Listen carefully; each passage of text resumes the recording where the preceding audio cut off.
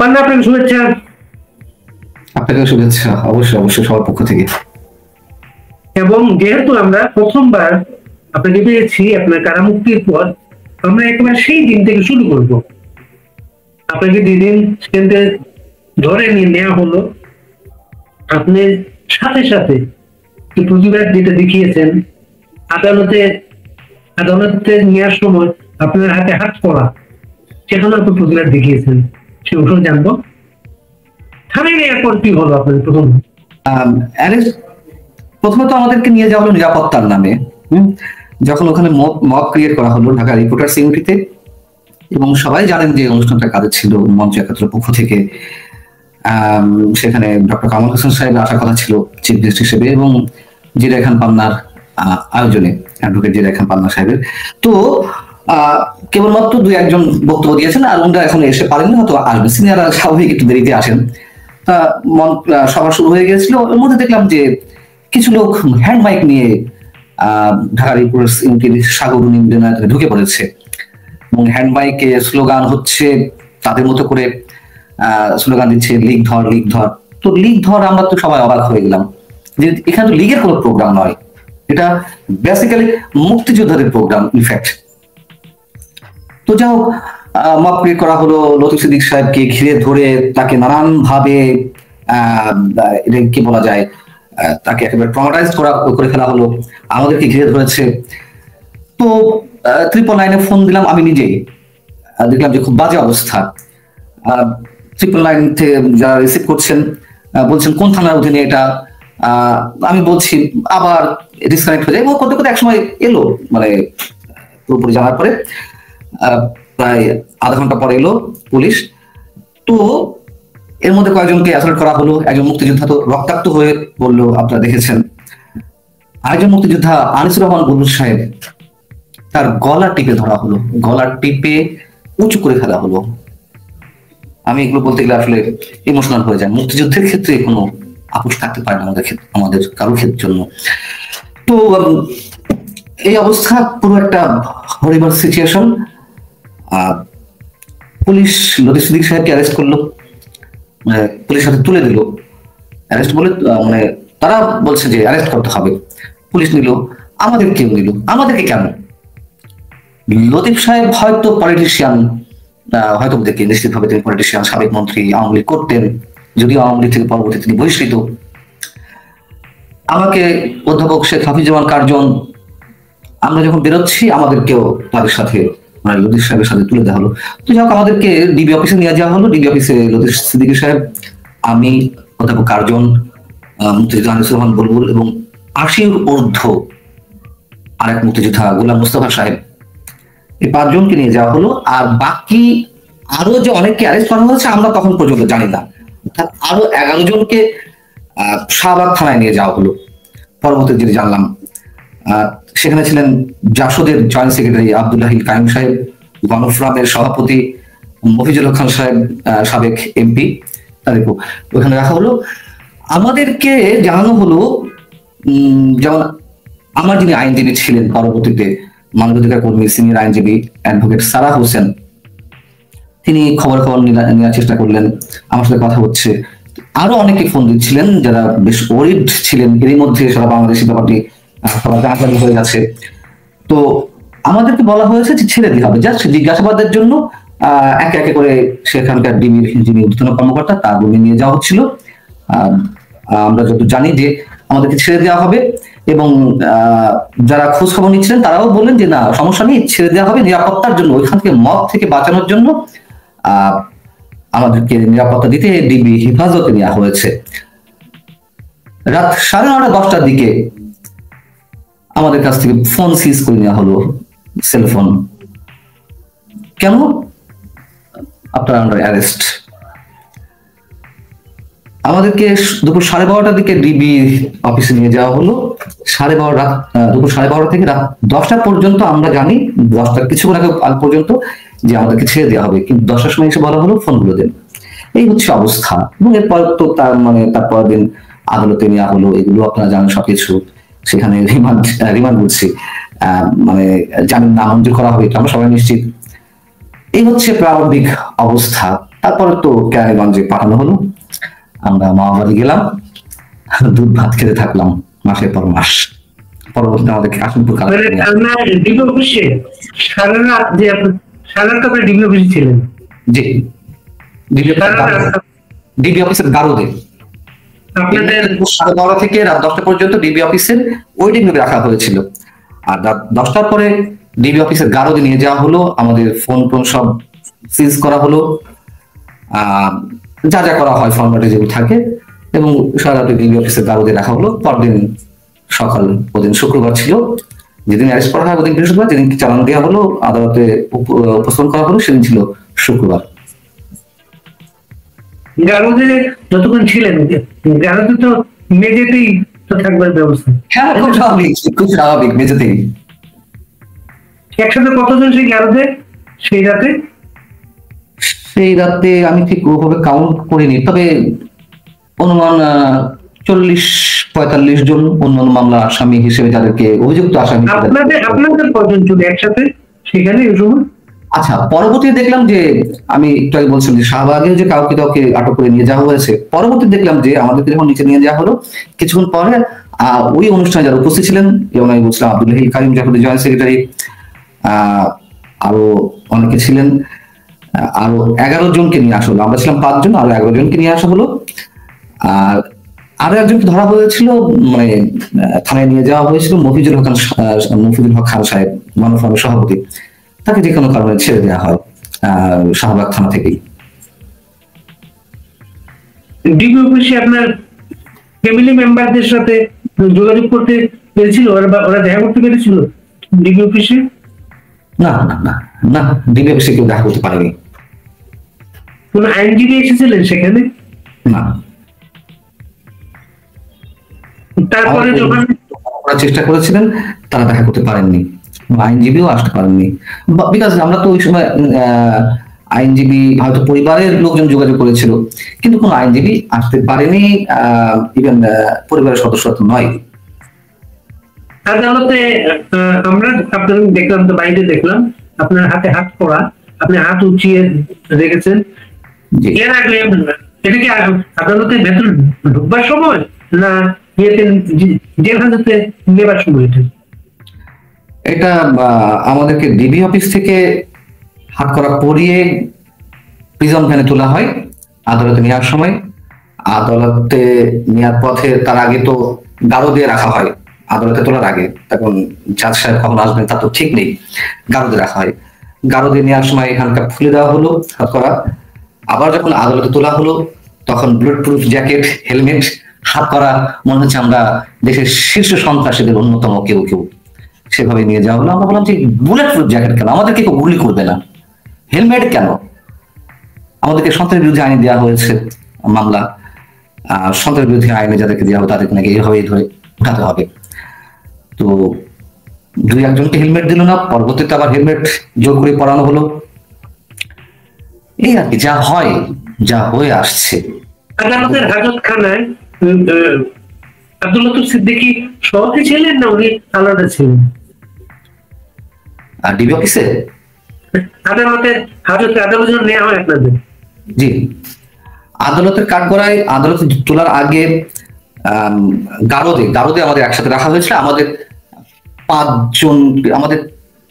5জনকে সম্ভবত লতিফ সিদ্দিকী সাহেব, শেখ হাফিজুর রহমান কার্জন, আমি এবং সম্ভবত মুক্তিযোদ্ধা আনিসুর রহমান বুলবুল, অর্থাৎ ওই ডিবি অফিসে যে 5জনকে নেওয়া হয়েছিল 5জনকে একসাথে রাখা হয়েছিল গারদে আলাদা।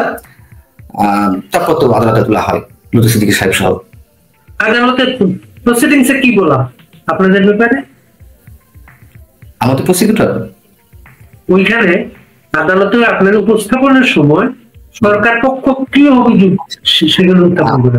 যেটি মামলার নথিতে উল্লেখ করা হয়েছে, মামলা এজাহারে উল্লেখ করা হয়েছে, সেটাই তো তারা বলছে যে আমরা সরকার উৎখাতের ষড়যন্ত্র করছিলাম। কি হাস্যকর, কি পিকুলিয়ার, কি মানে এটাকে কি বলা যায়, আমার ঠিক এই মুহূর্তে শব্দগুলো আসছে না। পরিহাসের বিষয়, তামাশার বিষয়, আমি তামাশা শব্দটা ইউজ করবো। যারা মব ক্রিয়েট করলো, যারা মানুষকে রক্তাক্ত করলো, যারা মুক্তিযোদ্ধাদেরকে গলা টিপে উঁচিয়ে ধরলো, তাদের কিছু হলো না। যারা সন্ত্রাস করলো তাদের কিছু হলো না। যাদের উপর মব ক্রিয়েট করা হলো তাদেরকে দেওয়া হলো সন্ত্রাস বিরোধী আইনের আসামি হিসেবে অভিযুক্ত করে। আমি তো এখন রাষ্ট্র কর্তৃক খেতাবপ্রাপ্ত সন্ত্রাসী, তাই না? এক হিসেবে যেহেতু সরকার উৎখাতের ষড়যন্ত্র আমরা করছিলাম, কি অদ্ভুত, মানে ঢাকা রিপোর্টার্স ইউনিটির মতন প্রকাশ্য জায়গায় যে সাংবাদিকদের একটা প্ল্যাটফর্ম, দেশের দুটি প্ল্যাটফর্ম বললে তো একটা তো রিপোর্টার্স ইউনিটি সারা বাংলাদেশের মধ্যে, একটা জাতীয় প্রেস ক্লাব, একটা রিপোর্টার্স ইউনিটি। প্রেস ক্লাব বিভিন্ন জায়গায় আছে, কিন্তু মূল ভেন্যু একটা তো সাংবাদিক ক্লাব বলতে। সেখানে প্রকাশ্যে একটা অনুষ্ঠান মুক্তিযুদ্ধ এবং সংবিধান বিষয়, মুক্তিযুদ্ধ এবং সংবিধান বিষয় তো আরো অনেকে প্রোগ্রাম করছে, কথা বলছে। কেন এই মুক্তিযোদ্ধাদের অনুষ্ঠানে মব ক্রিয়েট করা হলো এবং তাদেরকে হেফাজতে রাখা হলো, তাদেরকে সব ধরনের নিরাপত্তার মধ্যে রাখা হলো? মুক্তিযোদ্ধাদেরকে রক্তাক্ত করার পর মুক্তিযোদ্ধাদেরকে সন্ত্রাস বিরোধী আইনে জেল হাজতে প্রেরণ করা হলো, যে সূর্য সন্তানেরা এদেশকে স্বাধীন করেছে। ওই অনুষ্ঠানে হাবিবুর রহমান কার্জন ছাড়া কেউ তো বক্তব্য রাখে নাই। কার্জনের বক্তব্যের পরেই তো সমস্যাটা তৈরি হবে। না, আমি একটু বলি। প্রথমে বক্তব্য দিচ্ছিলেন একজন মুক্তিযোদ্ধার সন্তান সম্ভবত, বা মুক্তিযুদ্ধ বিষয়ক কোন সংগঠনের কেউ একজন, আমি ঠিক ভালো করে চিনি না। পরবর্তীতে অধ্যাপক হাবিবুর রহমান কার্জন তিনি বক্তব্য দেন। তার বক্তব্য শেষ হয়েছে, ওখানে উপস্থিত ছিলেন প্রথম আলোর যুগ্ম সম্পাদক আমাদের বড় ভাই সোহরাব হাসান, সিনিয়র সাংবাদিক সোহরাব হাসান ছিলেন, ওখানে ছিলেন সাংবাদিক মাহবুব কামাল যুগান্তরের। তো সাংবাদিক মাহবুব কামালকে যখন মঞ্চে ডাকা হচ্ছিল, উনি এলেন, কথা বলা শুরু করেছিলেন। ওই সময় এই মবটা ক্রিয়েট করা হয়। একদল, আমি চিহ্নিত বলবো অনেকটাই, কারা আপনারা বুঝতে পারছেন। আমি এই কথাটা তুললাম এই কারণে, আব্দুল লতিফ সিদ্দিকী সেখানে বক্তব্যই রাখেন নাই, কিন্তু আমাদের ইন্টারনেট সংযোগের মামলায় বলা হয়েছে, প্রসিডিংসে বলা হয়েছে, তিনি বক্তৃতায় সরকার উৎখাতে এই বলেছেন, অথচ বক্তৃতা রাখেন নাই, কোন কথাই বলেননি। উনি এসেছেন, ওনাকে মঞ্চে ডাকা হয়েছে অতিথি মানে সারিতে, সেখানে উনি বসা ছিলেন, এ পর্যন্তই। উনি নট এ সিঙ্গেল ওয়ার্ড আটার্ড। মানে যিনি মামলাটা লিখেছেন তিনি জানেন উনি আব্দুল লতিফ সিদ্দিকী কি বলতে পারতেন, উনার মগজে তিনি প্রবেশ করেছেন, কি বলতে পারতেন সেইটা উনি লিখেছেন মামলায়। আচ্ছা পান না, শুনেন, আপনি তো অনেকদিন যাবত অনুষ্ঠান করছেন, আপনার কি মনে হয় কোন বিশেষ কোন অনুষ্ঠানের কারণে অথবা সামষ্টিক ভাবে আপনার কার্যক্রমের কারণে আপনার উপর বিক্ষুব্ধ হয়ে এই ধরনের ভূমিকা নেওয়া হয়েছে? মনে করা যথেষ্ট যুক্তিসঙ্গত কারণ রয়েছে, তার কারণ এগুলো অলরেডি রেকর্ডেড। সরকারের যারা দালালি করছেন, মানে এক শ্রেণীর সোকল্ড মানুষ তো আছেন সবসময় সরকার দালালি করেন। আওয়ামী লীগের সময় দালালি করেছে না, আমাদের মধ্যে থেকেই তো সিনিয়র সাংবাদিকদের অনেকে দালালি করেছে না, যাদের নামগুলো উচ্চারণ করতে আমি একজন তাদের জুনিয়র হিসেবে, তাদের অনুরোধ হিসেবে আমি সাই ফিল করি। আবার এই সরকারের সময় দালালি করছে, সাংবাদিকদের মধ্যে অনেকে দালালি করছে, অনেকে সাংবাদিক সাজার চেষ্টা করছেন, অনেকে ইউটিউবে নানান ধরনের টক শো বা মানে কথিত বিশ্লেষণ করছে। এগুলো তো অলরেডি রেকর্ডেড। আমার নামে অসংখ্য কন্টেন্ট ক্রিয়েট করা হয়েছে, টক শোতে বলা হয়েছে মঞ্জুর রহমান পান্নাকে গ্রেপ্তার করা হোক। তো এবং তারা চিহ্নিত কারা তারা। সরকারের সমালোচনা সাংবাদিকরা করবে, এটাই তো স্বাভাবিক, সাংবাদিকের কাজই তো সেটা। সরকারের ভুল ত্রুটি ধরিয়ে দেওয়া এবং সেগুলো নিয়ে সমালোচনা করা, প্রেশার ক্রিয়েট করা সাধারণ মানুষের পক্ষ থেকে, গণমানুষের পক্ষ থেকে। এবং সেই জায়গা থেকে অসংখ্য কন্টেন্ট হয়েছে, বেশ কিছু মানুষ একত্রিত হয়ে, এবং কাদের ইন্ধনে তারা করছে, কোথেকে করছে, এগুলো মোটামুটি আমরা জানি। যেহেতু জানি, খুব ডেফিনেট করেই জানি, নিশ্চিত ভাবেই জানি, কিন্তু তথ্য প্রমাণ তো এইভাবে উপস্থাপন করা যাবে না, সেহেতু আমি নামগুলো আর এখানে উচ্চারণ করছি না। সাংবাদিকতার নীতিমালা অনুযায়ী আমি যেহেতু একজন সাংবাদিক হিসেবেই এখানে কথা বলছি, আপনি সাংবাদিক হিসেবেই পরিচয় করে দিয়েছেন, সেই জায়গা থেকে আমি সাংবাদিকতার নীতিমালা অনুযায়ী কোনো ধরনের তথ্য প্রমাণ যেহেতু এই মুহূর্তে আমার হাতে নেই, সেহেতু এখানে আমি নামগুলো ডিসক্লোজ করছি না। কাদের দ্বারা অনুপ্রাণিত হয়ে, কাদের দ্বারা আদিষ্ট হয়ে তাদের নির্দেশ বাস্তবায়ন করছিল আমি খুব ভালোভাবে জানি। বলতে পারি যে দেশের বাইরে থেকে যারা মব ক্রিয়েট করাচ্ছে, যারা জঙ্গিবাদী উস্কানি দিচ্ছে, তাদের দ্বারা আদিষ্ট হয়ে এই ধরনের কন্টেন্ট ক্রিয়েট করা হয়েছে। আমার বিরুদ্ধে বলা হচ্ছে যে তাকে গ্রেপ্তার করা হয় না কেন, তার ব্যাংক ব্যালেন্স চেক করা হয় না কেন, টাকা কোত্থেকে আসে। শুধু আমি নই, সিনিয়র সাংবাদিক মাসুদ কামাল, সিনিয়র সাংবাদিক আনিস আলমগীর, যারা একটু মানে গতানুগতিক সাংবাদিকতার বাইরে এসে তারা সত্য বলার চেষ্টা করেন, যারা আব্দুল তুষার সম্পর্কেও বলা হচ্ছে গণমাধ্যম ব্যক্তিত্ব, এম এ আজিজ সম্পর্কেও বলা হচ্ছে সিনিয়র সাংবাদিক, তিনি বিএনপি সাংবাদিক, সবাই জানি আমরা, আওয়ামী লীগ এর মোটামুটি বিরুদ্ধে তার নামে অনেকে অনেক কথা বলছেন, মানে অভিযোগ করছেন। তো আমি আমারটা বলি যে দিনের পর দিন উস্কানি দেওয়া হয়েছে, এই মঞ্জুর আলম পান্নাকে কাদের এজেন্ডা বাস্তবায়ন করছে, তাকে আটক করা হচ্ছে না কেন, তাকে আটক করা হচ্ছে কেন, তাদের বক্তব্যের পরিপ্রেক্ষিতে আমি নিজেও আমাকে নিয়ে আমি কন্টেন্ট করেছি। আমার শিরোনামও ছিল মঞ্জুর আলম পান্নাকে অ্যারেস্ট করুন। তারা যেহেতু বলছে মঞ্জুর আলম পান্নাকে অ্যারেস্ট করুন, তাদেরটাই কোট করে দিয়েছিলাম।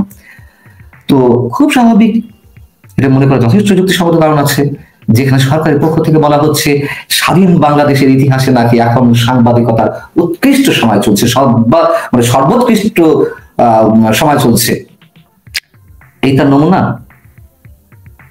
এবং এখনো অনেক ধরনের হুমকি সরকারের পক্ষ থেকে, ওই ধরনের কোনো হুমকি আসেনি। ইনফ্যাক্ট যে সত্য কথা, সরাসরি এভাবে কোনো হুমকি আসেনি। তো হুমকি কেন? যা আইএস করার তা আইএস করিয়ে দিয়েছিল গত কয়েক মাস, তাই না? এবং এটা কি এমন হতে পারে পান্না, মনে করেন শেখ হাসিনা সরকারের পতনের আগে আপনার রোলটা পরে শিফট করছেন আপনি, এতে কি ওরা ক্ষুব্ধ হয়ে আপনাকে? ফজল ভাই, আমি বিনয়ের সঙ্গে বলতে চাই, আপনি যে শব্দটা ইউজ করলেন হয়তো স্লিপ অফ টাং আপনার জন্য হয়ে গেছে। শিফট করার তো বিষয় নয়, বিষয় হচ্ছে আমি যদি একজন প্রকৃত সাংবাদিক মনে করেছে কি, তারা হুমকি দিচ্ছিল, তারা বিষয়টাকে শিফট মনে করেছে কি? হ্যাঁ হ্যাঁ, তার মনে করতে পারে। যেমন আওয়ামী লীগের সমালোচনা করেছি অনেকে, আওয়ামী লীগের যারা হাইব্রিড বলি বা সোকল্ড অতি উৎসাহী বলি, তারা বিএনপি জামাতে দালাল বানিয়ে দিয়েছিল আমাকে, আমারও তার অনেককে। আবার এই সরকারের দালাল যারা, তারা আবার আমাদেরকে ফ্যাসিবাদের দালাল বানিয়ে দিচ্ছে। যেমন আমি আপনাকে বলতে পারি, এগুলো তো রেকর্ডেড। শুধুমাত্র বঙ্গবন্ধুর মৃত্যুবার্ষিকীতে শোক জানিয়ে স্ট্যাটাস দেওয়ার কারণে অনেক সিনিয়র সাংবাদিক, তারকা, চিত্র তারকা, ক্রীড়া জগতের অনেকের সাথে আমাদেরকেও, তার মধ্যে আমার নামও ছিল, প্রথমে বানিয়ে দেওয়া হলো। এর আগে বলা হলো ফ্যাসিস্টের দোষর, তারপরে বানানো হলো কালচারাল ফ্যাসিস্ট। হ্যাঁ, শুধুমাত্র বঙ্গবন্ধুর মৃত্যুবার্ষিকীতে শোক প্রকাশ করার কারণে বা শ্রদ্ধা নিবেদনের কারণে ফেসবুক স্ট্যাটাসের মাধ্যমে কালচারাল ফ্যাসিস্ট বানানো হলো। তো প্রথমে ফ্যাসিস্টের দোষর, এরপরে কালচারাল ফ্যাসিস্ট, এরপরে সন্ত্রাসী, সরকার উৎখাতের ষড়যন্ত্রকারী হিসেবে আমাদেরকে আখ্যায়িত করা হলো, অভিযুক্ত করা হলো। এবং একজন লিখেছেন এখানে আপনার, যে আপনি 4-5 দিন আগে লাইভ প্রোগ্রামে আপনি আশঙ্কা করেছিলেন আপনাকে যে কোনো সময় গ্রেপ্তার হতে পারে, ঠিক তার 5-6 দিনের মধ্যে আপনাকে গ্রেপ্তার করা হবে।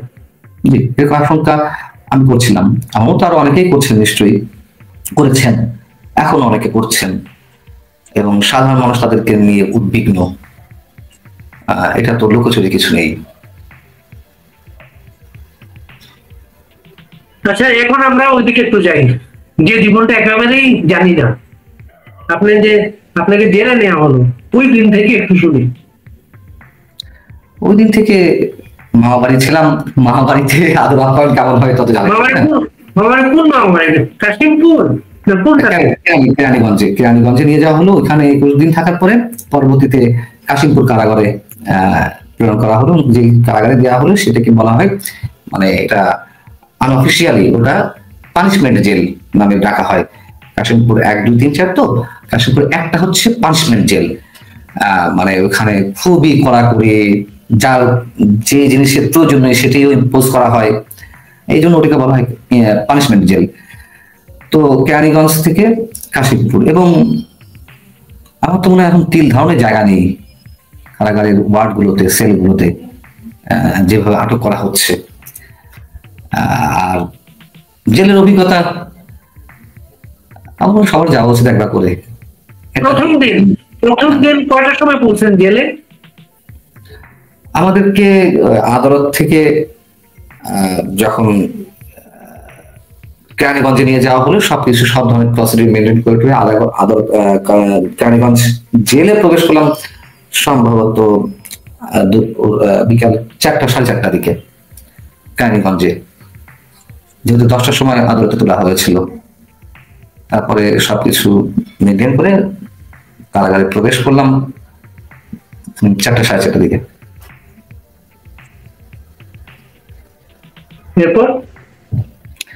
এরপর তো থালাবাটি কম্বল, জেলখানার সম্বল, একটা করে কম্বল বুঝিয়ে দেওয়া হলো, একটা করে বালিশ বুঝিয়ে দেওয়া হলো।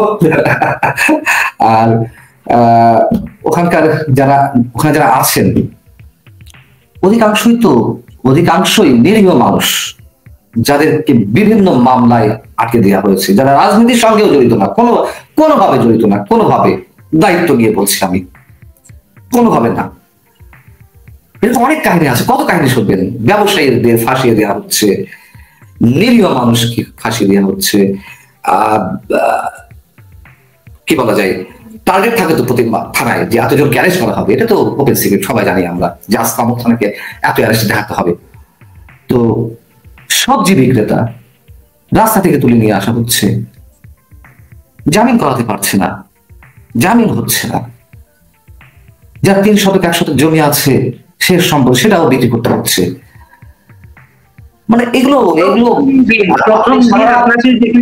আপনাদের যেখানে নেওয়া হলো, আপনারা সবাই কি একসাথে ছিলেন? যাদেরকে একসাথে ছিলেন? না, একসাথে ছিলাম না। ওখানে যেমন আমাদের 16 জনকে তো নেওয়া হলো, ওখানে ভাগ ভাগ করে দেওয়া হয়েছিল আর কি। ওখানে কয়েকটা ভবন আছে, মানে সে শাপলা একটা ভবন, শাপলা নাম করে বনফুল ভবন, আমাকে রাখা হলো বনফুল ভবনে 3-9 সেল নম্বর 3-9।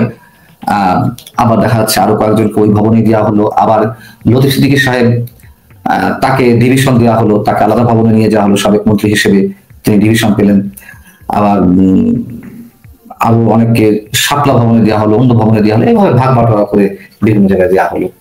আপনাকে ডিভিশন দেওয়া হলো না? আমি তো আর তেমন কেউ নই যে আমাকে ডিভিশন দেওয়া হবে। সাংবাদিক তো বাংলাদেশের কর্তৃপক্ষের কাছে সাংবাদিক তো এমন কোন চরিত্র না তাকে ডিভিশন দিতে হবে। নিশ্চয় না, নিশ্চয় না, ছাত্র সাংবাদিক থাকবে না। এই যে কয়েকজন একসাথে অ্যারেস্ট হলেন, তাদের কেউ কি ছিলেন আপনার সাথে? হ্যাঁ, ছিলেন। ওই ভবনেই ছিলেন, অন্য সেলে ছিলেন, দেখা সাক্ষাৎ হতো। মানে আপনার সেলে ছিলেন না? আমার ছেলে আমি বাদে আমার যারা মানে মামলার অন্য যারা আসামি, তাদের মধ্যে কেউ ছিল না, অন্য মামলার আসামিরা ছিল। আমাদের রুমে আমরা এখানে 4 জন ছিলাম। সেলটা তো ছোট। মেঝেতে থাকতেন না? অবভিয়াসলি মেঝেতে। এখানে তো বক্স কাট দেওয়া হবে না। না, 4 জন তো 4 জন এত ছোট সেলের কথা আমি শুনি নাই, কিন্তু বড় সেল যা আমার একটা অভিজ্ঞতা আছে, অনেক বড় সেল থাকে সেটা। 4 জন তো খুব ছোট সেল সেটা। হ্যাঁ, মানে কেরানীগঞ্জ সেলটা, এখানে সম্ভবত শেখ হাসিনা এই কারাগারটি বানিয়ে গিয়েছিলেন। আমরা তো আর কোনো দলের না, হয়তো তার দলের এখন যারা কারাভোগ করছেন সম্ভবত তাদের জন্যই বানিয়ে দিয়ে গেছেন। আমি একটু মজা করে বলছি আর কি। এই কারাগারটা একটু উন্নত, কেরানীগঞ্জ কারাগারটা। ওখানে মোটামুটি সেল সিস্টেম, ওয়ার্ডও আছে খুব কম। আবার দেখা যাচ্ছে যে পরবর্তীতে কাশিমপুর কারাগার যেখানে নিয়ে যাওয়া হলো, ওখানে আবার ওয়ার্ড বেশি, এক ওয়ার্ডে। আমি যখন প্রথম যাই সেখানে তখন ওয়ার্ডে দেখা যাচ্ছে টয়লেটটা তো ভেতরে 100-150 মানুষের জন্য 2টো টয়লেট। তো আর বললাম তো যে 3 ধরনের জায়গা এখানে নেই। এখন তো কাশিমপুর কারাগারে তো ওই দিন কি রাতের খাবারটা কি ছিল? ওই দিন রাতের খাবার সম্বন্ধে জানতে চাচ্ছেন? খাবার মনে করেন সকালে লাল আটা রুটি, আর হয়তো সবজি। দুপুরে হয়তো রাতের জন্য সব ফ্রাই করা থাকে, সে মুরগির ফ্রাই, একটু সাইজ মুরগির মাংস অথবা মাছ, সে তেলাপিয়া হোক কিংবা পাঙাশ হোক, তার এক টুকরো মাছ, এগুলো ফ্রাই করার কারণও আছে, কারণ ওই যে ওই রান্না করে ঝোল টোল এটা ভেঙে যাবে তো ফ্রাই করে ডিস্ট্রিবিউশনের সমস্যা, এটা সত্য কথা। তো ওই যে এক টুকরো মাছ আর ভাত, সাথে ডাল, দুপুরে এবং রাত্রে এই সিস্টেম, আর সকালে তো রুটি আর সবজি।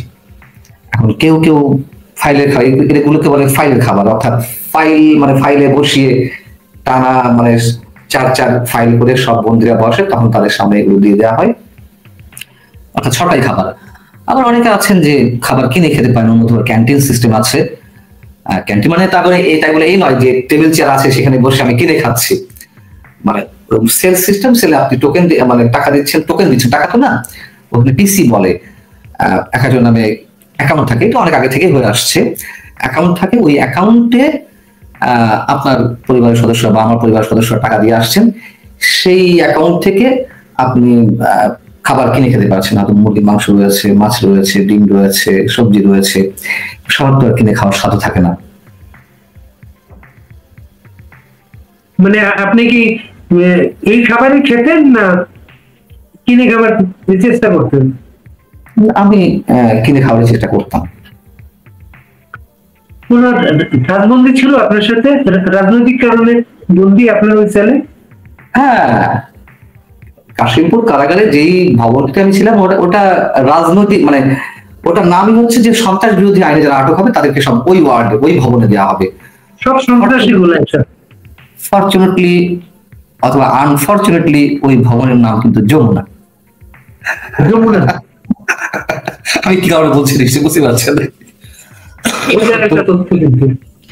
তো যমুনাতে আমরা যারা থাকতাম তারা সবাই সন্ত্রাস বিরোধী, সবাই বলতে 95-8% সন্ত্রাস বিরোধী আইনে যারা আটক হয়েছে বা সন্ত্রাস বিরোধী আইনের মামলায় যারা আটক হয়েছে তাদেরকে রাখা হতো। আর যেহেতু রাজনৈতিক মামলা, আমি তো এর আগে বলেছি, যারা আটক হচ্ছেন তারা যে সবাই রাজনীতি করে এসেছেন, তারা সবাই আওয়ামী লীগ করে বা মিছিল করতে গিয়ে ধরা খাচ্ছেন, নিশ্চয়ই এমন নয়। ফাঁসিয়ে দেওয়া হচ্ছে অনেকে, আমাদের সাধারণ মানুষ, তাদেরকে আনা হচ্ছে। ভাই বললে এটা সারা রাত বলা যাবে না। আমাকে অনেকে বলেছেন যারা জেলার উদ্ভিদ সম্প্রতিকারী, রাতে নাকি মশার প্রকোপ এত বেশি, রাতে ঘুমাতে পারে না, দিনে ঘুমানোর চেষ্টা করতেন।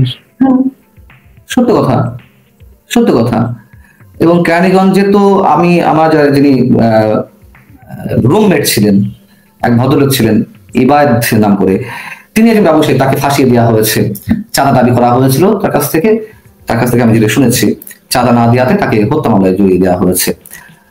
তো উনি যেমন আমাকে গল্প করেছিলেন, ভাই আপনার কপাল ভালো, না গরম না শীতের মধ্যে আসছেন, তো এই যে শীত শুরু হয়ে গেছে, তো কপাল আবারও ভালো যে আমি শীত শুরু হওয়ার আগে চলে আসছি, মানে আসতে পেরেছি হয়তো কোনোভাবে উপরওয়ালার দয়ায়। তো মানে এই সময় নাকি এই পরিমাণ মশা, যে 3 তলাতে যে রুমে ছিলাম, হাত দিয়ে মারলে মোটামুটি 4-5টা মশা হাতের মধ্যে চলে আসে, এই পরিমাণ মশা। মোট কতদিন ছিলেন আপনি জেলে? আমি 2 মাস 17 দিন। মানে সময় কাটাতেন কিভাবে, কি চিন্তা করেন? খুব মানে কোশ্চেনটা খুবই, কি বলবো, খুবই গুরুত্বপূর্ণ। অনেকের কাছে হয়তো না। আমার সময় কাটানোটা ছিল হয়তো আমি একটু নামাজ কালাম পড়ি, সেগুলো পড়তাম। কোরআন শরীফটা ভুলে গিয়েছিলাম, কোরআন শরীফটা ওখানে অনেকে আছে বন্ধুদের মধ্যে যারা বেশ কোনো জায়গায় ইমামতি করতেন বা কোরআনে হাফেজ, তাদের কাছে একটু তালিম নিলাম, এটা একটা অ্যাচিভমেন্ট, এটা শিখেছি, থ্যাঙ্কস গড, এটা বলতে হবে আর কি। আর ওখানে টিভি আছে, সবচেয়ে জনপ্রিয় যে চ্যানেল বাংলাদেশের, বিটিভি শুধু দেখা যায়, আর টিএস স্পোর্টস খেলাধুলা চ্যানেলটা, এই আর কি। আর পত্রিকা ঢোকে, দুর্দান্ত জনপ্রিয় পত্রিকা আমার দেশ, দুর্দান্ত জনপ্রিয় পত্রিকা, মানে ওখানে তো চুজ করার কোনো অপশন নেই, 2টো পত্রিকা ঢোকে, 3টে পত্রিকা ঢোকে, আমার দেশ, যুগান্তর এবং ইত্তেফাক। যা যা পছন্দ সবাই তো রাখে না, হয়তো কোনো শ্রেণী রাখছে, নিয়ে আবার শেয়ার করে ভাগাভাগি করে পড়া হয়। তো এই আর কি। আর সময় কাটানো, খেলাধুলার ব্যবস্থা আছে, অনেকে খেলাধুলা করেন সব জায়গায়। ক্যারিগঞ্জে ছিল, আবার এখানে কাশিমপুরও আছে, তবে পরিসরটা কোথাও ছোট কোথাও বড়।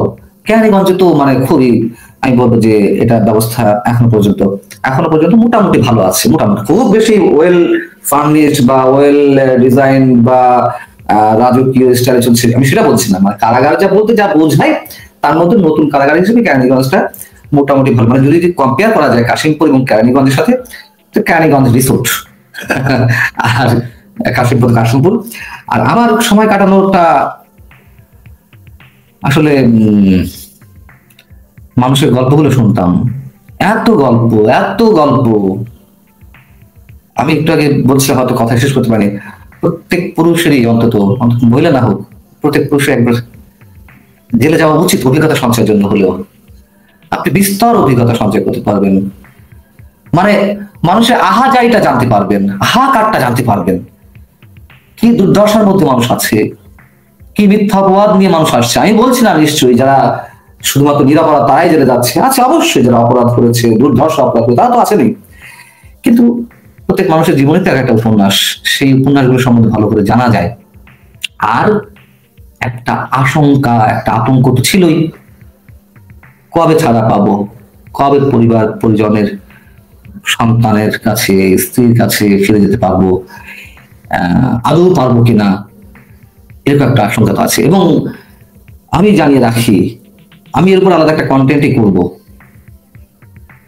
মানুষের যে আহাজারি, 1 শতক 3 শতক জমি যারা আছে, তিনি জমি জমা বিক্রি করে জামিন করাতে পারছে, মানে জামিন হতে পারছে না, কিন্তু লয়ারের ফিসটা তো দেওয়া লাগছে, যে প্রসিডিউর লাগে সেই প্রসিডিউর পারপাস তো খরচ করা লাগছে।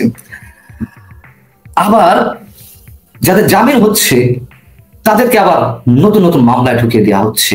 অনেকে এমন অবস্থা আছে, জামিন না থাক, জামিন করাবো না, খামাখা টাকা পয়সা খরচ করে লাভ কি, জামিন করাবো না, যে কয় মাস যায় যাক। এখন আমি একটা মামলার পিছনে 2 লাখ 4 লাখ 5 লাখ টাকা খরচ করে জামিন হলো, হয়তো আরেকটা মামলা চলে আসে, তাহলে কি হলো, ওই মামলায় ওই টাকাটা আমার বাঁচা গেল। আবার নতুন মামলায় যেটা এলো সেটাতে আমাকে টাকা পয়সা খরচ করে জামিন, হয়তো যদি মেলে ভালো কথা, জামিন হলে আবার একটা মামলা আসছে। ভৌতিক বিষয়। গায়েবী মামলা যেমন আওয়ামী লীগ আমলে হয়েছে, আওয়ামী লীগ আমলে যেমন গায়েবী মামলা হয়েছে, এটা যেমন সত্য কথা, নিরাপদ মানুষ জেল খেটেছে, ওই সৌদি আরবে বা ডেনমার্কে বা আপনার দেশে রয়েছে, তার নামে মামলা হয়েছে, সত্যি কথা। কিন্তু আওয়ামী লীগ আমলে এটা সত্যি কথা, জামিন পেয়েছে মানুষ, জামিন পেয়েছে 1.5 মাস 2 মাস মাথায়, অনেকে নামে শত শত মামলাও হয়েছে, জামিনটা তো মিলেছে, ফান্ডামেন্টাল রাইটস জামিনটা। কিন্তু এখন তো মানুষ জামিন পাচ্ছে না। অতএব এরকম অনেকে আছে যাদের জামিন হচ্ছে, ওই যে বললাম যে একটা পর একটা মামলা আসছে, তারা জামিন করানো বাদ দিয়ে দিয়েছে। যাই হোক, মানে যাই হোক, থাকি, খামাখার জামিন করিয়ে লাভ কি, এই অবস্থা।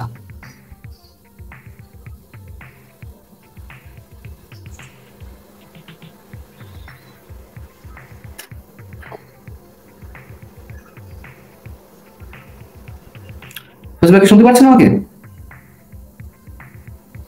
সাউন্ডের মনে একটা সমস্যা হচ্ছে ইন্টারনেটে। জি, একটু প্রবলেম। আপনি এই যে কার্জনের সাথে কখনো যোগাযোগ হয়েছে এই সময়টা?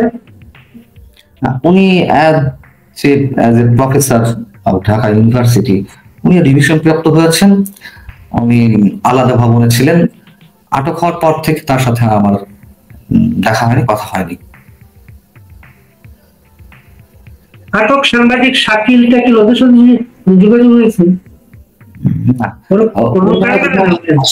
হাই সিকিউরিটি সেলে আছেন, হাই সিকিউরিটি কারাগার কাশিমপুর 1 2 3 4। তো আমি ছিলাম কাশিমপুর কারাগার 1-এ।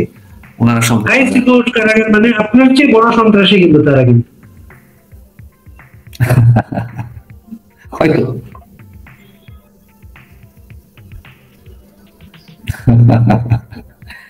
এইটা মনে হতো কেন আপনার, যে আমি আদৌ বেরোতে পারবো কিনা, এটা কেন মনে হতো?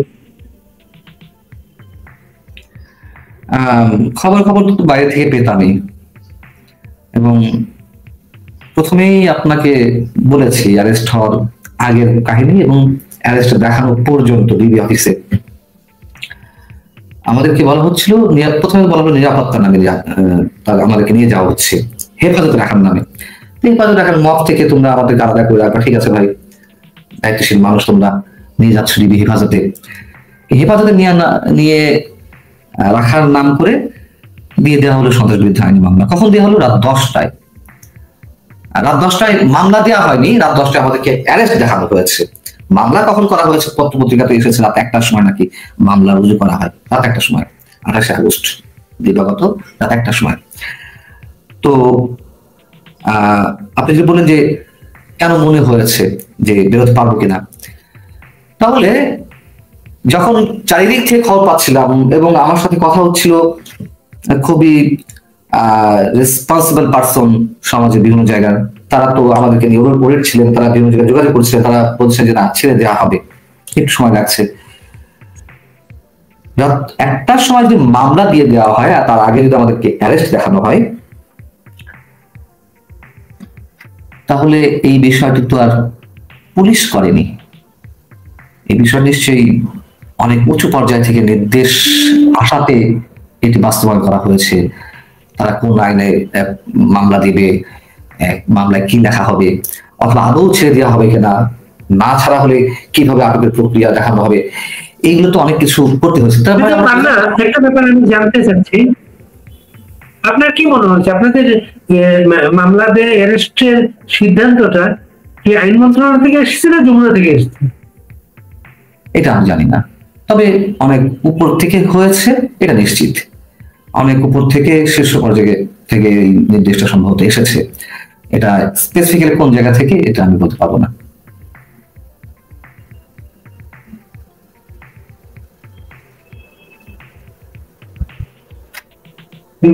যেখানে যাবার পরে আপনার ফ্যামিলির সাথে যোগাযোগ প্রথম কবে আপনাকে দেখতে যেতে পারে তারা? আমাকে বিশেষ জায়গা থেকে রিকোয়েস্ট নিয়ে কারাগারে দেওয়ার পরের দিনই আমার ফ্যামিলি মেম্বাররা গিয়েছিল দেখা করতে। বিশেষ রিকোয়েস্টে অনেক কষ্ট করে না দেখা করতে গিয়েছিল। ইনফ্যাক্ট যে সত্য, আমাকে নিয়ে যাওয়া হলো, বৃহস্পতিবার তো আটক করা হলো, শুক্রবার মামলা, শুক্রবার আদালত করা হলো, শনিবার গিয়েছিল, শনিবার দেখা করতে গিয়েছিল। এখন এই বিশেষ রিকোয়েস্ট তো আসলে সবার দ্বারা সম্ভব হয় না, এটা তো সত্য কথা। হয়তো সেরকম সুযোগ তৈরি করতে আমার পরিবার পেরেছিল বিধায় দেখা করতে গেছে, কিন্তু সবাই তো আর সময়, কারো কারো দেখা যাচ্ছে 10 দিন 15 দিন পরে দেখা করতে গেছে, আবার কেউ কেউ 2 দিন 3 দিন পরে দেখা করতে গেছে। দেখা করার প্রক্রিয়াটা যেমন সন্ত্রাস বিরোধী আইনে যাদেরকে মামলায় জড়ানো হয়, আসামি করা হয়, তাদের ক্ষেত্রে আবার নিয়ম আছে 15 দিন পর পর দেখা করা যাবে। এর আগে না। আগে যেমন আমরা দেখেছি যে কোনো দিন যে কেউ মানে আসামির সাথে দেখা করতে পারে।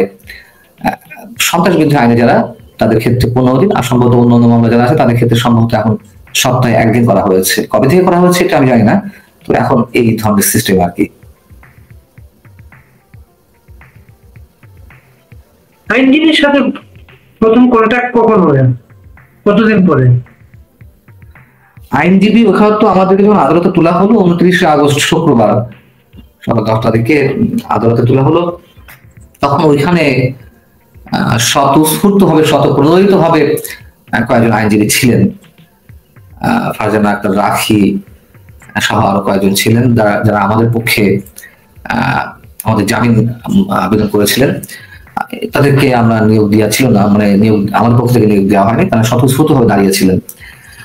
তো জামিন তো নামঞ্জুর হলো, সিএমএম কোর্ট 2বার ফেস করা হলো, যেমন আমি আমারটা বলতে পারি, জজ কোর্টে করা হলো, নামঞ্জুর হলো, সিএমএম কোর্টে 2বার, জজ কোর্টে 1বার, 3বার গেল, নামঞ্জুর হলো। হাইকোর্টে যাওয়ার পরে ওখানে মঞ্জুর হলো, সেটা আবার এক্সটে করার জন্য চেম্বার জজে রাষ্ট্রপক্ষ আবেদন করলো, অ্যাটর্নি জেনারেলের কার্যালয় থেকে আবেদন করা হলো। চেম্বার জজ আদালতের যিনি বিচারপতি, তিনি যে কোনো কারণে উনি কোনো রায় দেননি, উনি এটা পাঠিয়ে দিলেন সুপ্রিম কোর্টের অ্যাপিলেট ডিভিশনের ফুল বেঞ্চে। সেখানে গিয়ে আমাদের বিরুদ্ধে মানে যাতে স্টে অর্ডার দেওয়া হয়, হাইকোর্ট যে জামিনটা দিয়েছেন তার জন্য মানে সেই জামিনের বিরুদ্ধে তারা আপিল করেন, সেখানে তাদের আপিল মঞ্জুর হয়নি। এবং মজার কথা হচ্ছে মামলার নথিতে লেখা হয়েছে সরকার উৎখাতের ষড়যন্ত্র। সরকার উৎখাতের ষড়যন্ত্র আমরা নাকি করছিলাম, বা ওই আমাদের সূর্য সন্তানেরা মুক্তিযোদ্ধারা নাকি সরকার উৎখাতের ষড়যন্ত্র করছিলেন। অথচ অ্যাপিলেট ডিভিশনের আর্গুমেন্টের সময় অ্যাটর্নি জেনারেলের পক্ষ থেকে বলা হলো ওগুলো তো আছে, আমরা নাকি সশস্ত্র বিপ্লবের প্রস্তুতি নিচ্ছিলাম, রিপোর্টার্স ইউনিটিতে বসে সশস্ত্র বিপ্লবের প্রস্তুতি নিচ্ছিলাম। এতে মজার কিছু থাকতে পারে? যাই হোক, মহামান্য আপিল বিভাগ আমাদের মানে জামিন মঞ্জুর করলেন, মানে সর্বোচ্চ পর্যায়ে গিয়ে। কারো কারো তো জজ কোর্ট থেকেই হয়ে যায়, সিএমএম কোর্টের থেকে অনেকের হয়, কারো কারো ক্ষেত্রে জজ কোর্টের থেকেও কারো কারো হয়। আমরা এইসব সর্বোচ্চ জায়গা থেকে জামিন নিয়ে আসছি।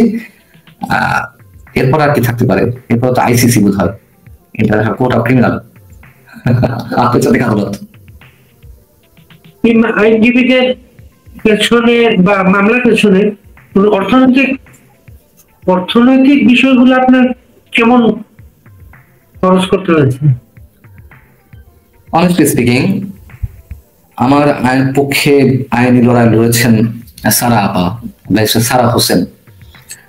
যে কোনো কারণে উনি আমার কাছ থেকে কোনো খরচ নিতে চাননি। আমি তাকে জোর করে দেব না দেব এটা সম্পূর্ণ আমার উপর নির্ভর করে, এবং দিতে যাওয়া হয়েছিল তিনি টোটালি না করেছেন যে না, আমি পান্নার ক্ষেত্রে কোনো টাকা নিব না। এটা হয়তো তার স্নেহ, ভালোবাসা, দায়বদ্ধতা, দায়িত্বশীলতা। কিন্তু সবাই তার পান্নার মতো ভাগ্য নিশ্চয় নেই। তো এই পর্যায়ে গিয়ে একজনের জামিনের ক্ষেত্রে আমি তো বললাম যে অনেকের কি অনেক অনেক অনেক মানুষের সব শেষ সম্বলটুকু বিক্রি করে দেওয়া লাগছে।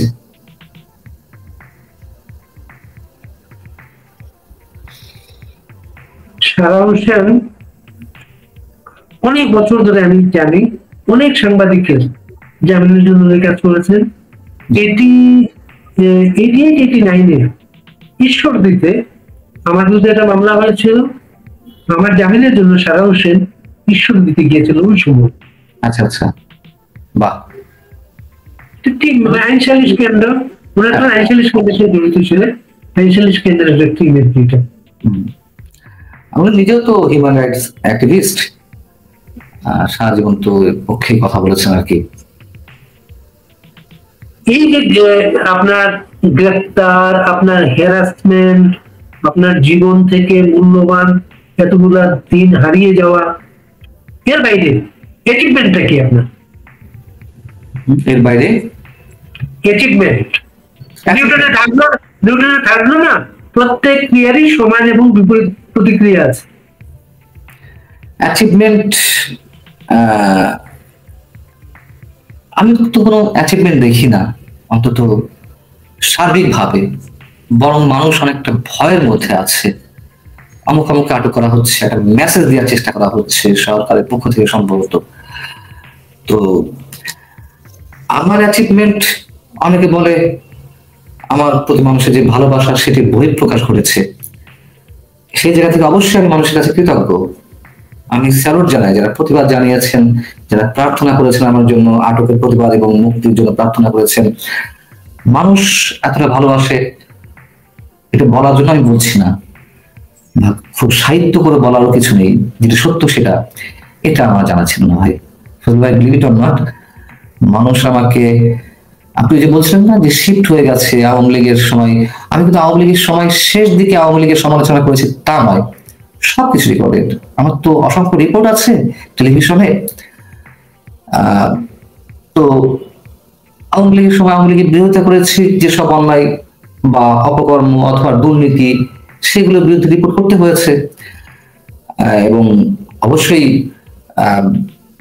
মানুষ তো নেগেটিভ নিউজের প্রতি ইয়ে থাকে, ভালো নিউজ তো ভালো ভালো নিউজ আর কি। হ্যাঁ, good news is also news. এখন তো সারা দুনিয়াতে good news is also news, কিন্তু আগে তো ছিল গুড নিউজ ইজ মানে good news is not a news, এরকম ধারণা ছিল। তো আওয়ামী লীগের সময়ও আমাকে শেষ 10 বছর নানান ধরনের ভোগান্তির মধ্যে কাটাতে হয়েছে। আমাকে অনেক জায়গায় কাজ করতে দেওয়া হয়নি, যেখানে ঢুকেছি হয়তো 4 মাস কাজ করেছি, 6 মাস কাজ করে রিজাইন দিয়ে চলে আসতে হয়েছে চাপের মুখে, ফাইট দিতে হয়েছে, কিন্তু একটা সময় ছেড়ে দিতে হয়েছে। আবার এই সরকারের সময় আহ পুরোপুরি জেলেই যেতে হলো, কারাগারে যেতে হলো, দীর্ঘদিন থাকতে হলো। আওয়ামী লীগের সময় তো জেলে যেতে হয়নি, এটা সত্য কথা, বাস্তবতা। তো সত্যের পক্ষে থাকলে আমার কষ্ট হয়েছে, আমার কষ্টের চেয়ে আমার ফ্যামিলি মেম্বারসদের কষ্ট হয়েছে বেশি, তাই না? আমি তো ভেতরে খাচ্ছি যাচ্ছি, হয়তো টেনশনে আছি, এটুকুই। দৌড়ঝাঁপ তা তো বন্দি যারা তাদের পরিবার সদস্যরাই করেন, দুশ্চিন্তা তাদের আরো বেশি থাকে।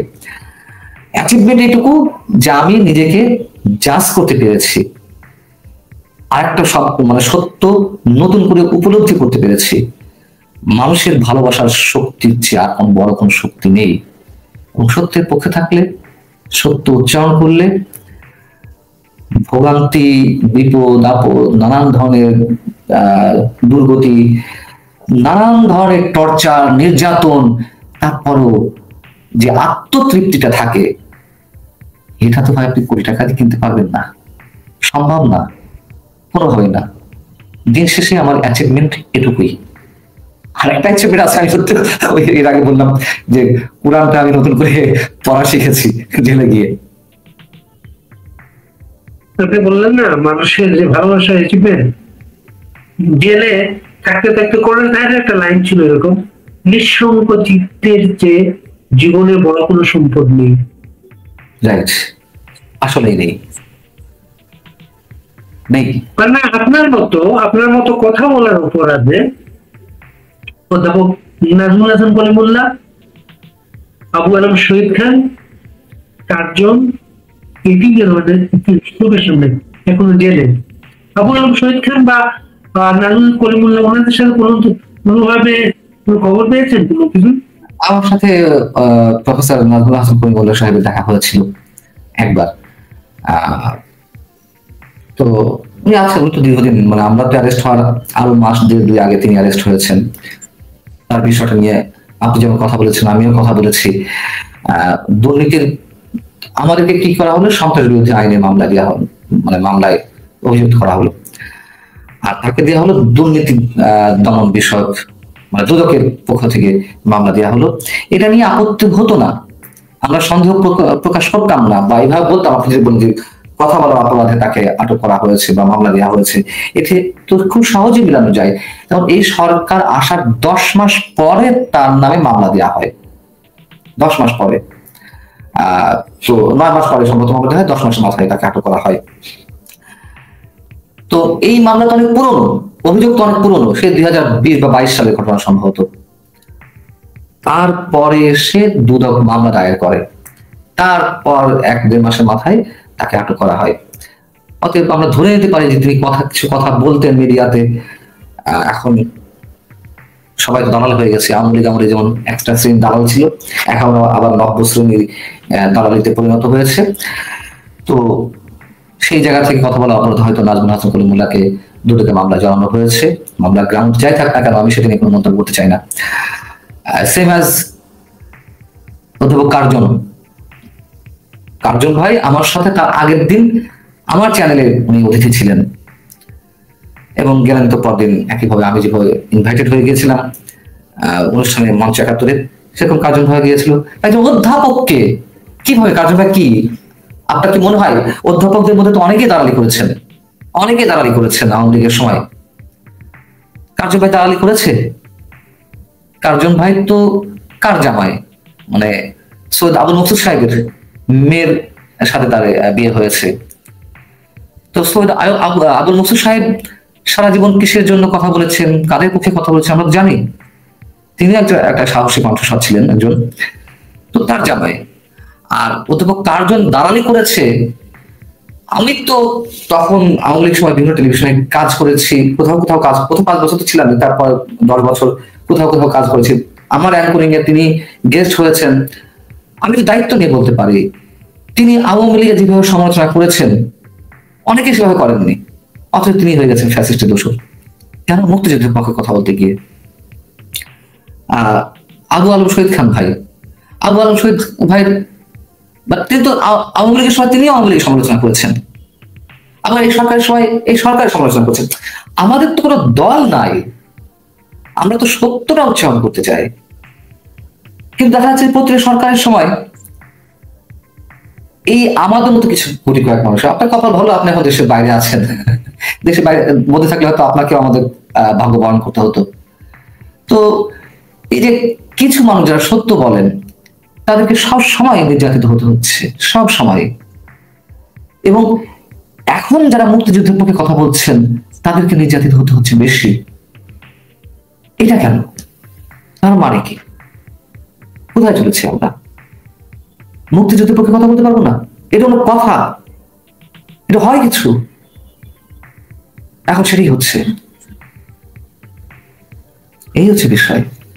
আমার মামলাটা তো আমি শুনেছি যে মানে স্টে করার কথা বলছি না, অ্যাপিল ডিভিশনে মানে চেম্বার জজ আদালতে, চেম্বার জজে প্রথমে চেম্বার জজে তো তারা গেলেন, রাষ্ট্রপক্ষ থেকে যাওয়া হলো স্টে করার জন্য, চেম্বার জজ স্টে করলো না। আমার এবং লতিফ সিদ্দিকী সাহেবের মামলা দুটা চেম্বার বিচারপতি তিনি হাইকোর্টের অ্যাপিল ডিভিশনে পাঠিয়ে দিলেন ফুল বেঞ্চে শুনানির জন্য।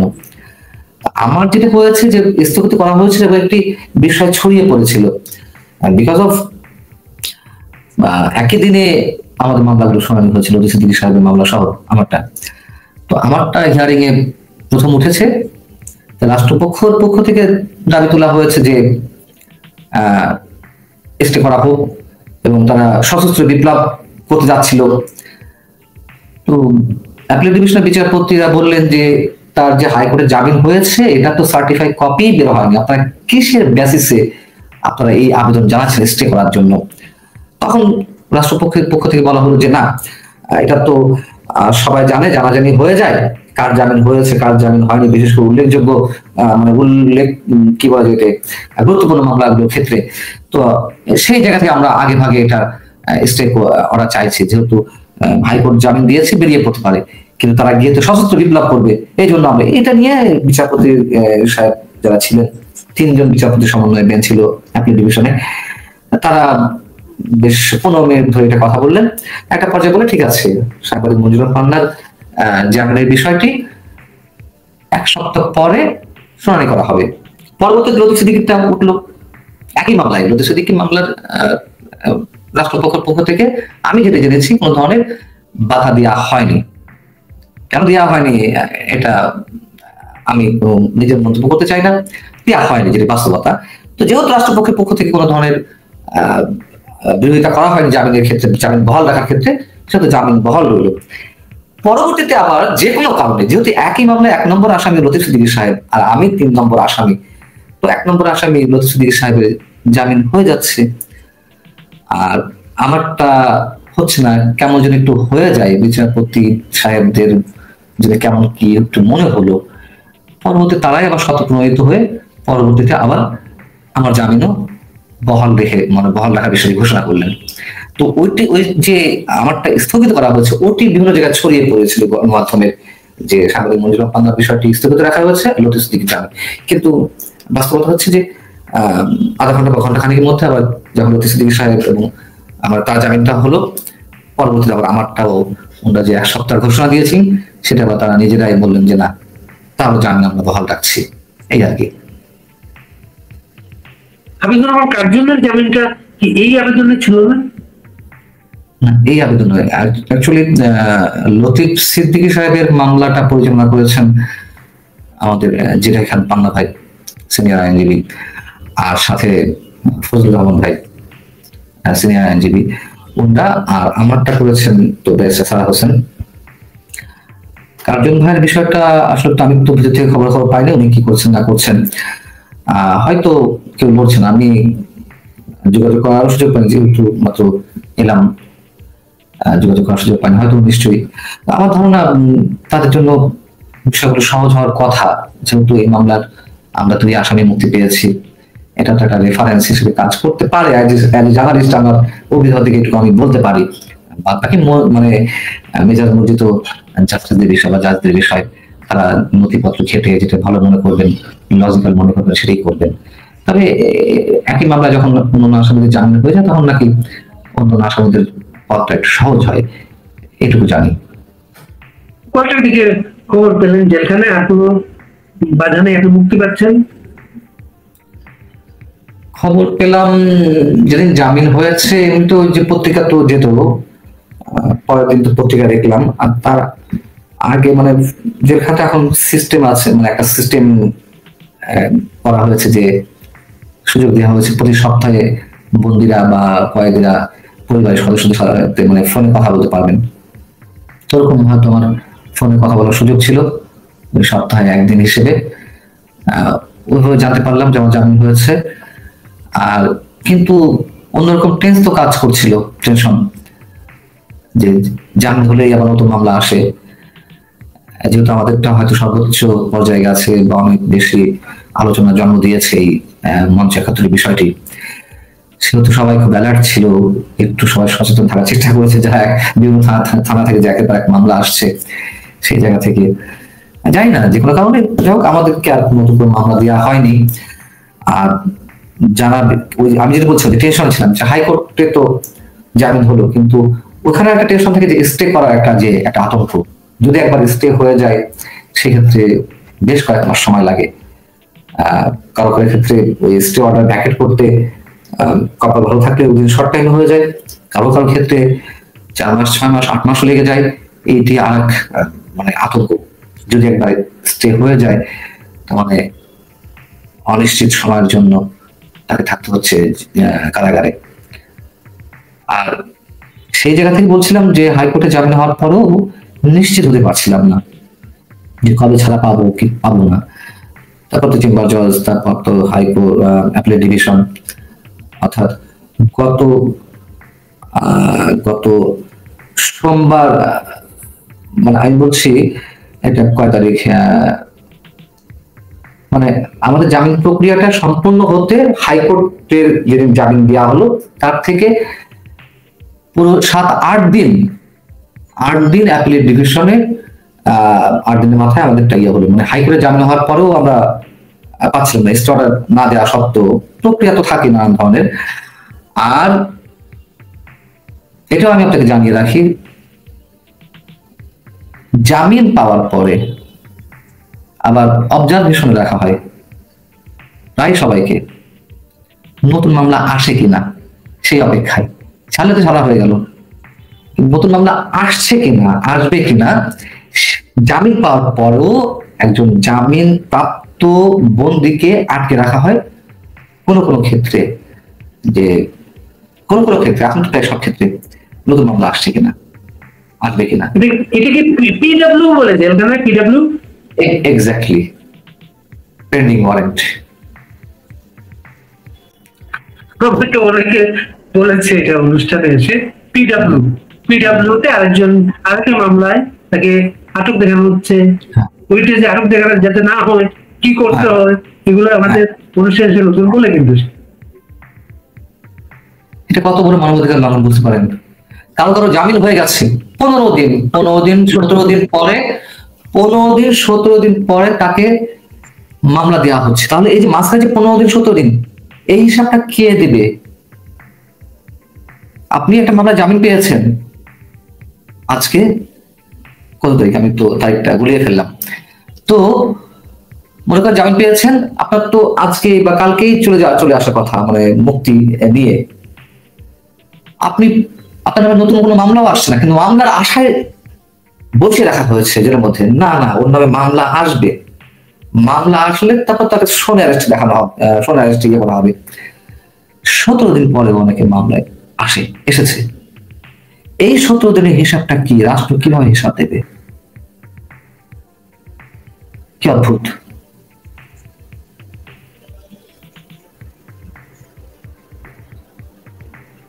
যখন ফাইনাল হয়ে গেল আপনার বেরিয়ে আসবেন, এতদিন যাদের সঙ্গে ছিলেন তাদের প্রতিক্রিয়া গুলা কি ছিল? যখন কারো জামিন হতো মানুষ তো কান পেতে শুনতো, যখন জামিন মানে কারাগারের ভাষা বা ওইখানকার ভাষা জামিন তল্লাশি, মানে যার আমার জামিন হয়েছে তল্লাশি চালানো হচ্ছে যে এই ব্যক্তিটা এই কারাগারে আছে কিনা, নাকি কারাগারগঞ্জে আছে বা কোন ভবনে আছে, এটা জামিন তল্লাশি তো দেখা যাচ্ছে যাদের নাম ঘোষণা হচ্ছে,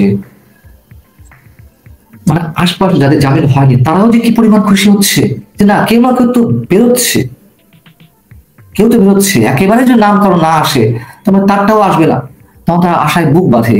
কি যে উচ্ছ্বাস, কি উচ্ছ্বাস! আর যখন, মানে আমি আর নিজের কথা বলতে চাই না, নিজের ঢাক ঢোল পেটাতে চাই না।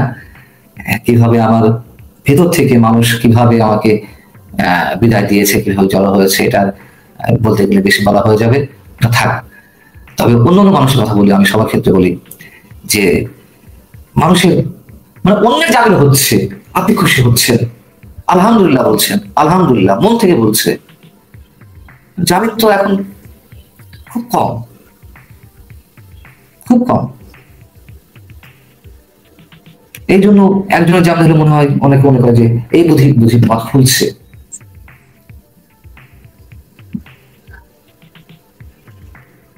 আমরা ছবি দেখেছি জেলখানার বাইরে, আপনার মেয়ের সাথে আপনার ছবিটা দেখেছি। বাবাকে কি বললো প্রথম? কিছুই বলেনি, চোখে পানি ফেলেছে, বুকে জড়িয়ে ধরে চোখে পানি ফেলেছে। আসলে ত্যাগটা তো তাদের বেশি, আমার স্ত্রী, আমার সন্তান, তারা মানুষের দুয়ারে দুয়ারে গেছে,